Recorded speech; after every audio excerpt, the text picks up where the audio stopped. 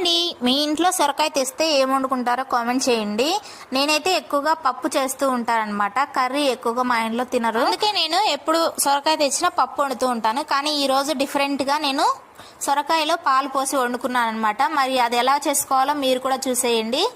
ముందుగా ప్యాన్ పెట్టుకొని ఆయిల్ పోసుకొని అందులోకి పోపు దినుసులు, పచ్చిమిర్చి వేగిన తర్వాత ఉల్లిపాయలు వేసుకోవాలి. అవి కూడా వేగిన తర్వాత ముందుగా కట్ చేసి పెట్టుకుని సొరకాయ ముక్కలు కూడా వేసుకొని అందులోకి ఉప్పు, పసుపు, కారం వేసుకొని మూత పెట్టుకొని మగ్గించుకోవాలి. అవి మగ్గిన తర్వాత అందులోకి ఒక టీ గ్లాస్ అన్ని పాలు పోసుకొని అందులోకి ఒక టీ గ్లాస్ వాటర్ కూడా పోసుకొని మొత్తం సొరకాయ ఎంత పాలల్లో ఉడికేంత వరకు ఉడికించుకొని ఒకసారి మూత తీసి లాస్ట్లో ధనియాల పొడి, గరం మసాలా వేసుకొని మూత పెట్టుకొని మళ్ళీ 2 నిమిషాలు మగ్గించుకున్న తర్వాత లాస్ట్లో కొత్తిమీర వేసుకొని దింపేసుకుంటే చాలా బాగుంటుంది కర్రీ. ఒకసారి మీరు కూడా ట్రై చేయండి. అలాగే మీరు సొరకాయతో ఏం వండుతారో కామెంట్ చేయండి. వీడియో నచ్చితే లైక్ చేసి ఇలాంటి మంచి మంచి క్విక్ అండ్ ఈజీ రెసిపీస్ కోసం సబ్స్క్రైబ్ చేసుకోండి.